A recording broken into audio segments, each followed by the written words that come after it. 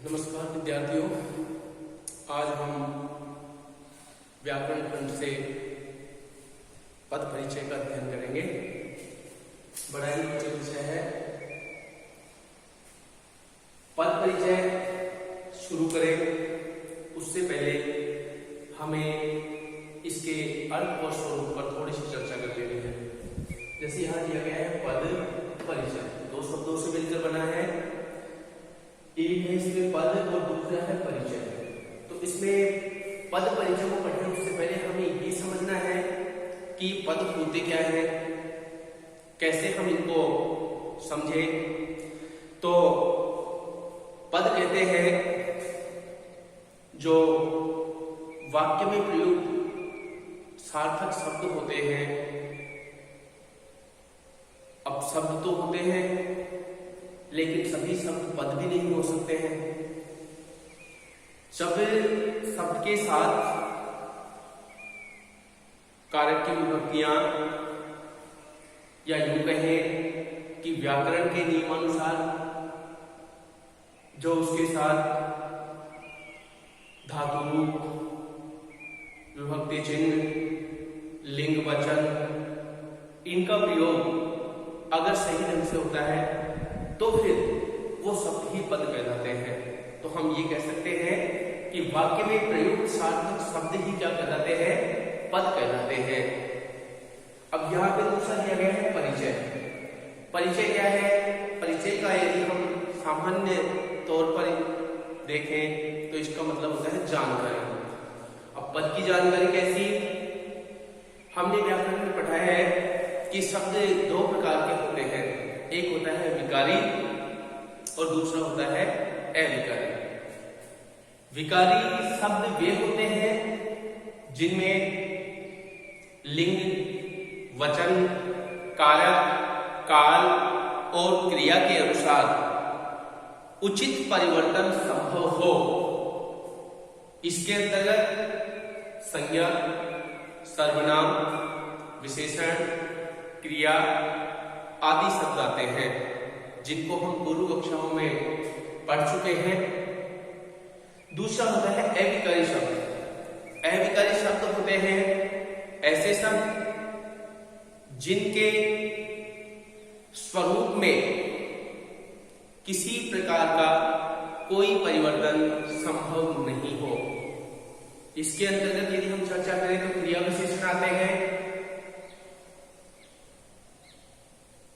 अव्यय शब्दों में ही समुच्चय बोधक अव्यय, संबंध बोधक अव्यय और विस्मय आदि बोधक अव्यय भी सम्मिलित किए जाते हैं।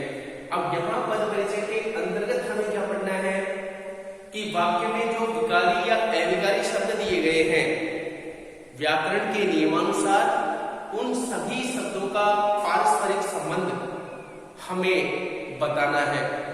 अब ये पारस्परिक संबंध जो बताने की प्रक्रिया है, इसी प्रक्रिया को हम पद परिचय का नाम देते हैं।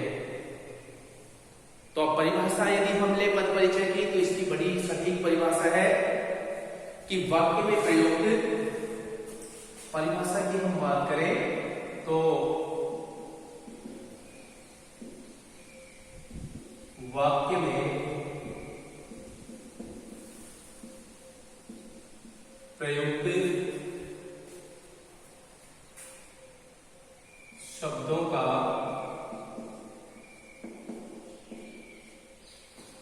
व्याकरण के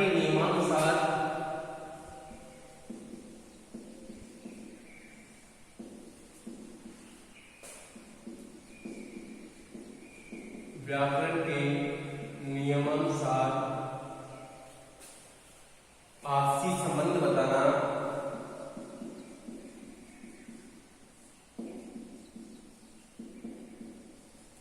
आपसी संबंध बताना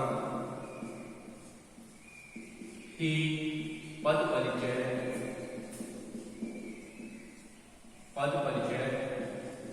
कहलाता है। ये बात स्पष्ट है कि अब हमें इस बिंदु के अंतर्गत सिर्फ अध्ययन करना है कि वाक्य में जो शब्द दिए गए हैं, सबसे पहले हमें उन शब्दों को पहचानना है कि व्याकरण की दृष्टि से वो शब्द विकारी है या अविकारी है।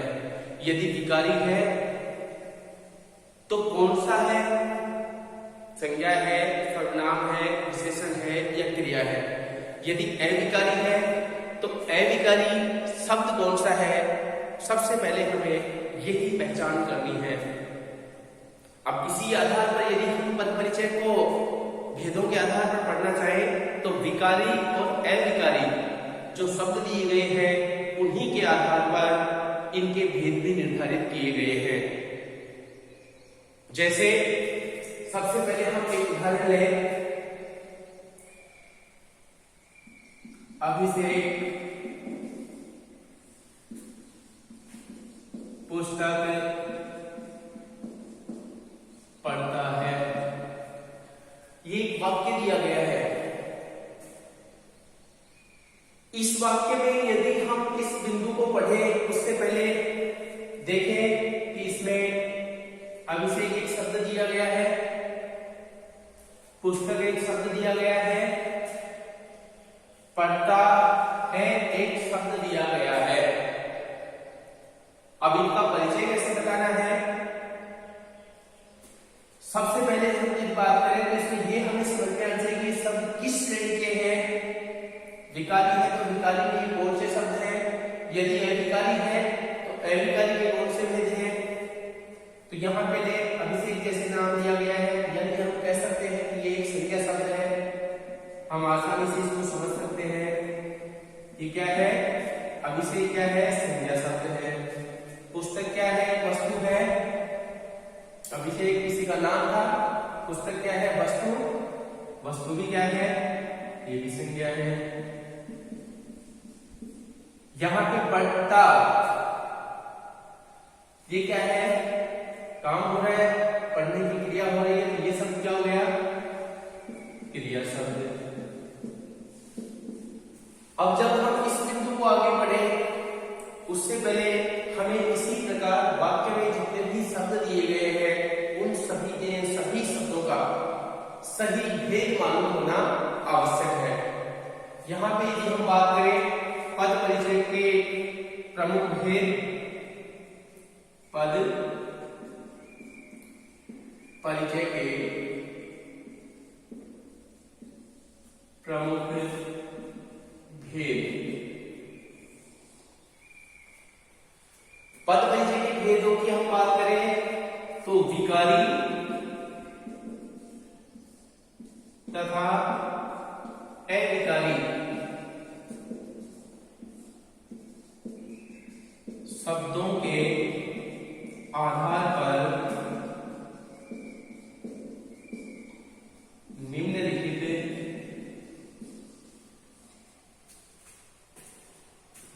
विकारी तथा अविकारी शब्दों के आधार पर निम्नलिखित भेद होते हैं।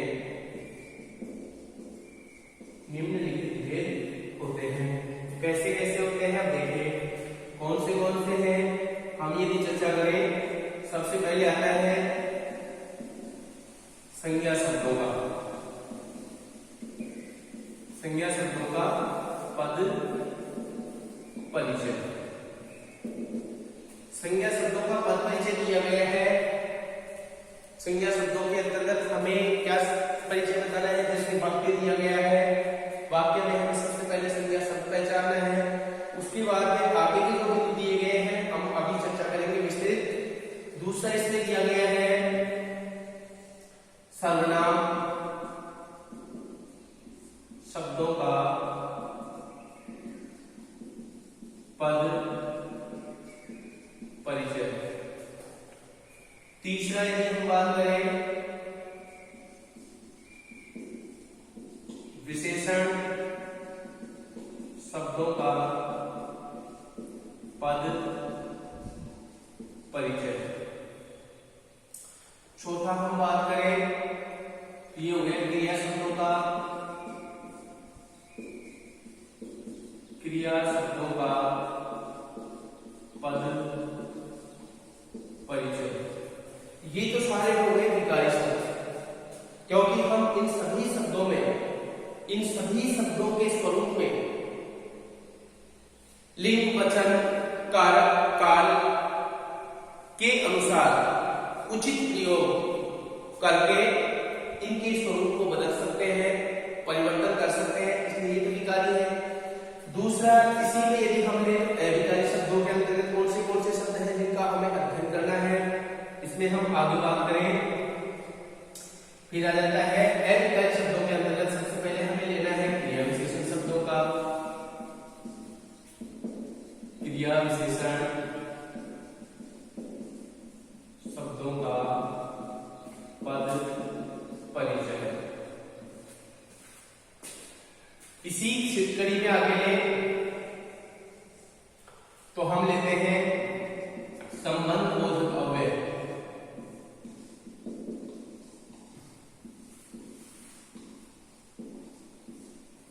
इसी कड़ी में आगे आ जाता है समुच्चय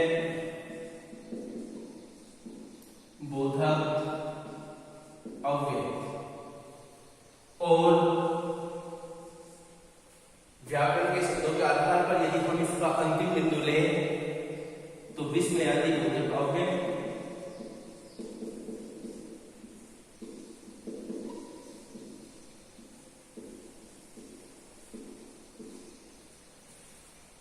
जो बिंदु दिया गया है पद परिचय, उसके अंतर्गत हमें इन सभी शब्दों के आधार पर इनके भेद पहचानते हुए इनका बाकी शब्दों के साथ संबंध बताना है। और इस प्रक्रिया को हम बड़े ही रोचक ढंग से पढ़ने का प्रयास करेंगे। कोशिश रहेगी कि हम किसी प्रकार की कोई भी समस्या शेष नहीं छोड़े। पद परिचय से संबंधित यदि किसी प्रकार का कोई प्रश्न आए, बेझिझक हम उसको हल कर सकें और निर्धारित जो अंक हैं वो पूरे प्राप्त कर सकें। अभी तक हमें लगता है कि पता नहीं ये बिंदु कैसा है, समझ में आएगा या नहीं आएगा, ऐसा कुछ भी नहीं है। यदि हम एकाग्रचित होकर बिंदुवार इसको पढ़ेंगे तो बड़ी आसानी से हम इसको पढ़ेंगे। यहां पे हम लेते हैं सबसे पहले दिया गया है संज्ञा शब्दों का पद परिचय। जैसे कि हमने पहले ही कहा है कि अब हम ये पूरा का पूरा जो बिंदु दिया गया है वो इन्हीं शब्दों के आधार पर हम पढ़ेंगे। तो सबसे पहले हमें पढ़ना है संज्ञा शब्दों का पद परिचय।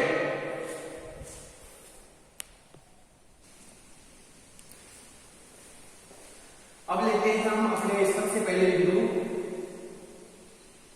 संज्ञा शब्दों का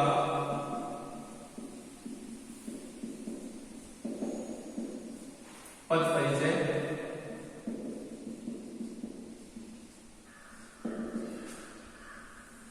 हमें पहचानना है वाक्य में सबसे पहले संज्ञा शब्द।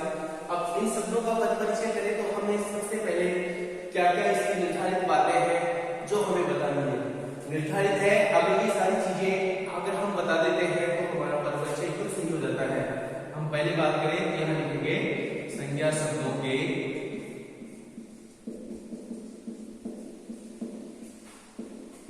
पद परिचय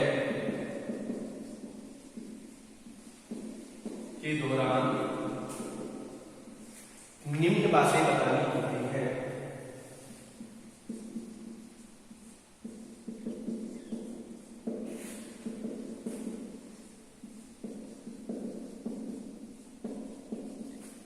क्या क्या है वो बातें, इसमें हम सबसे पहले लेते हैं संज्ञा का भेद।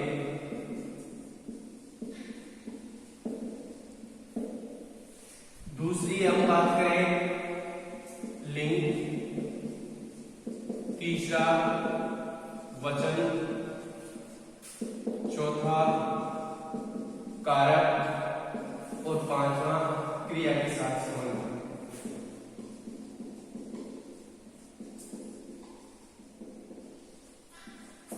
जैसा कि हमने शुरू में अध्ययन किया कि हम इस बिंदु को पढ़ें उससे पहले हमें शब्दों की सही पहचान करना आवश्यक है। हमें ये अच्छी तरह से पहचानना है कि ये शब्द संज्ञा सर्वनाम है, विशेषण है, क्रिया है या कोई अव्यय है। ये सभी शब्द अगर हम उचित रूप में पहचानेंगे तो ही हम पद परिचय करेंगे। जैसे उदाहरण के लिए हम बात करें, एक उदाहरण लिख रहा हूं, सोमेश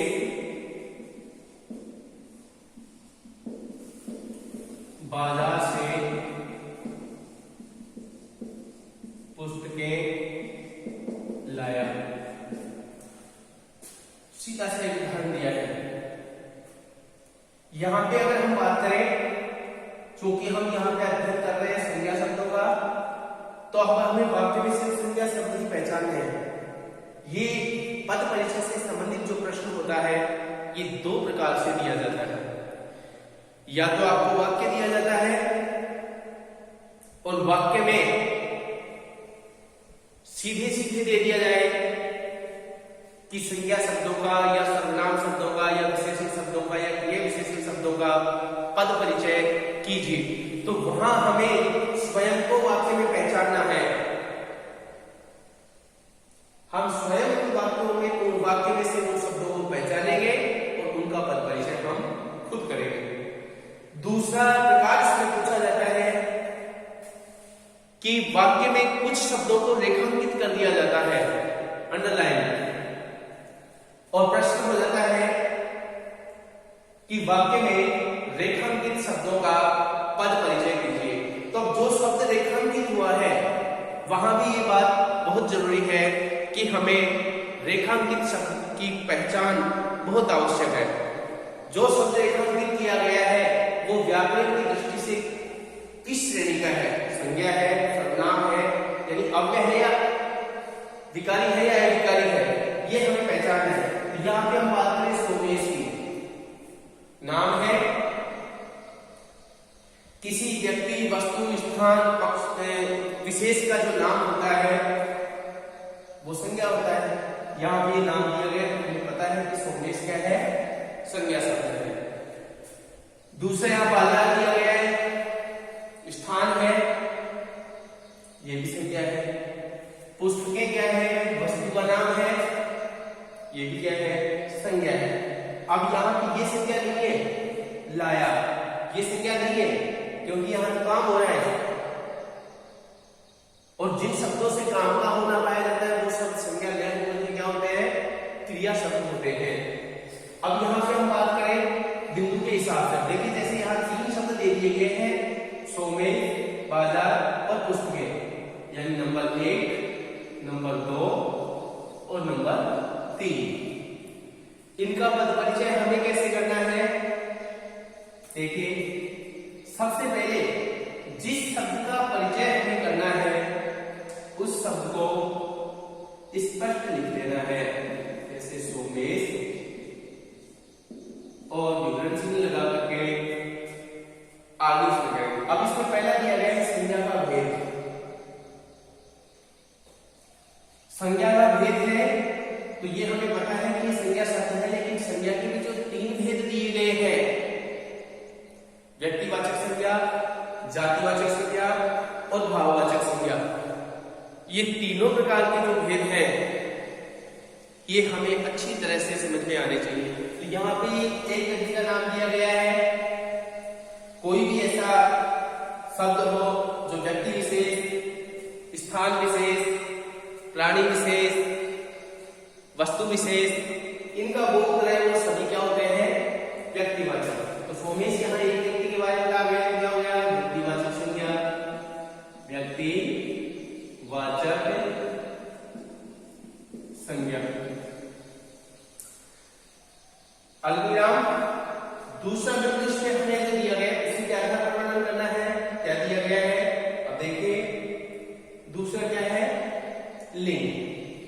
सोमेश क्या है, स्त्रीलिंग है या पुल्लिंग? हिंदी में 2 ही लिंग चलते हैं, एक होता है पुल्लिंग और दूसरा होता है स्त्रीलिंग।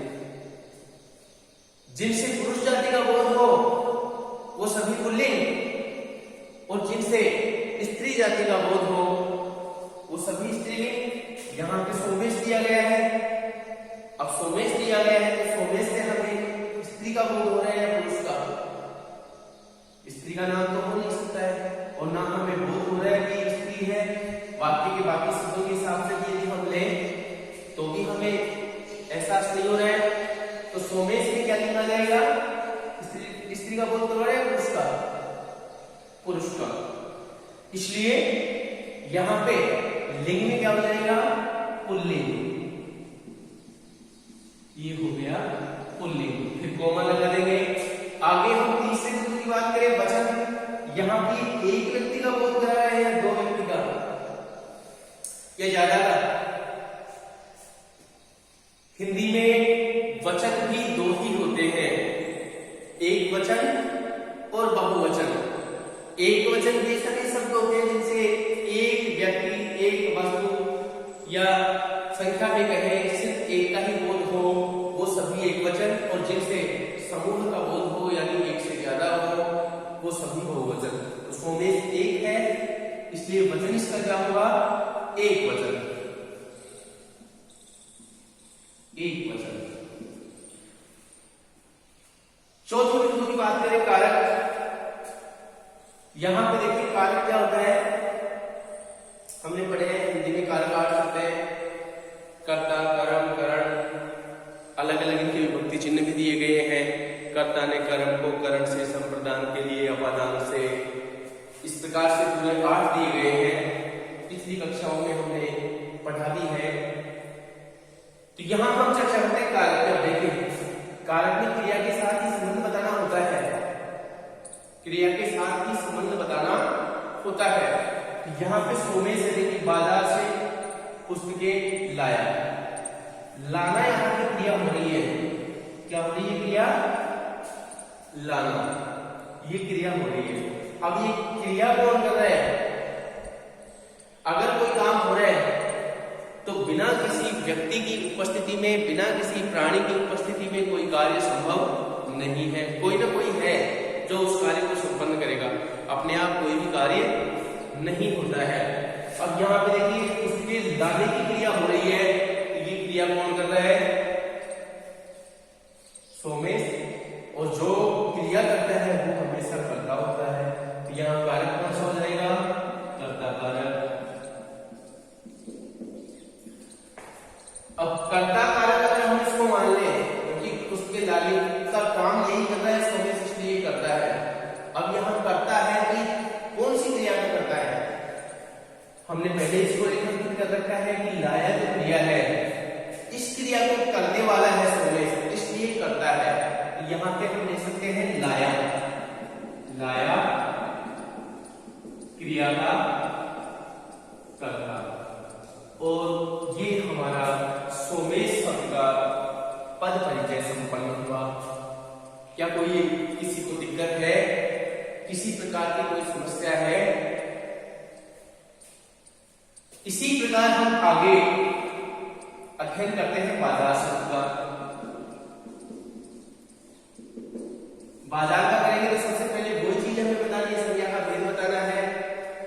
क्या यहां पे बाजार विशेष का नाम दिया गया है? नहीं दिया गया है, सिर्फ बाजार दिया गया है। ये स्थिति बिल्कुल वैसी है जैसे मान लीजिए किसी का नाम, हमें पता है कि सोमेश मनुष्य है, मानव है, लेकिन यहाँ पे नाम नहीं दे करके और हम कहते कि मानव जाति, मानव, नदी शब्द लिख दे, नदी का नाम नहीं दिया है। अब नदी कोई भी हो सकती है, सभी का बोध करा रहे हैं। व्यक्ति विशेष का या नदी विशेष का नाम नहीं दिया, इसलिए वो जातिवाचक है। नाम यहां दे देते तो वो व्यक्तिवाचक में होती। अब यहाँ पे बाजार नाम नहीं दिया गया किस प्रकार का बाजार है, इसलिए सभी बाजारों का बोध करा रहा है। बाजार से कुछ लाया, अब ये स्पष्ट नहीं हुआ है कि कौन से बाजार से लाया, इसलिए सभी बाजारों का बोध करा रहा है। हम इसको दे सकते हैं जातिवाचक संज्ञा।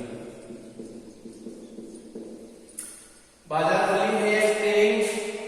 बाजार से स्त्री जाति का बोध होता है या पुरुष जाति का? पुरुष जाति का, इसलिए हम इसको कर सकते हैं पुल्लिंग। बाजार एक वचन है या बहुवचन? बाजार से एक का बोध हो रहा है, ज्यादा का? एक का बोध हो रहा है, इसलिए इसलिए एक वचन। फिर इसमें आता है बात कारक की। अब कारक की बात करें तो मैंने पहले ही कहा है कि जो 8 कारक लिए गए हैं उनमें हमें विभक्ति चिन्ह के हिसाब से या जो उनके लिए निर्धारित नियम बना रखे हैं उनके आधार पर हमें उसमें कारक पहचानना है। यहां किसके साथ से विभक्ति दी गई है? क्या दी गई है? से विभक्ति। अगर किसी के दिमाग में ये आ रहा हो कि नहीं ये कर्ता हो गया तो ये कर्म हो गया, नहीं, सबसे पहले हमें सब पर विचार करना है। सबके साथ कारक की विभक्ति कौन सी लगी हुई है इस बात पर विचार करना है। यहां पर से विभक्ति दी गई। जब से विभक्ति की 2 कारक होती है, करण कारक की विभक्ति भी से होती है और अपादान कारक की विभक्ति भी से होती है। लेकिन जहां साधन के रूप में आती तब तो करण होता और अलग होने के अर्थ में जहां पे आता है वहां पे होता है अपादान। यहाँ पे बाजार से पुस्तकें आ रही है, मतलब पुस्तकें बाजार से अलग हो रही है। पुस्तकें बाजार से अलग हो रही है तो यहाँ पे करण कारक तो हो ही नहीं सकता। यहाँ पे होता है जैसे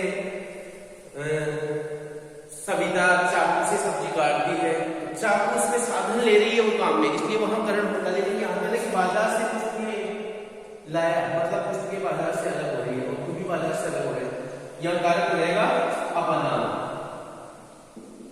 अपादान कारक कौन सी क्रिया का अपादान है? लाया क्रिया का अपादान। लाया क्रिया का अपादान। किसी को दिक्कत? धन्यवाद। हम आगे इसी प्रकार अपने अगले शब्द की बात करते हैं।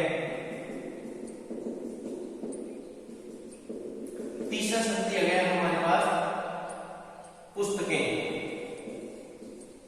पुस्तकें शब्द जो दिया गया है इसमें देखिए, सबसे पहले क्या किसी पुस्तक का नाम दिया गया है? नहीं दिया गया है, तो इसका मतलब इसमें क्या हो जाएगा? जातिवाचक। जातिवाचक संज्ञा। लिंग की बात करें तो पुस्तक स्त्री जाति का बोध करवाता है, पुरुष जाति का, स्त्री जाति का, इसलिए हो जाएगा स्त्रीलिंग।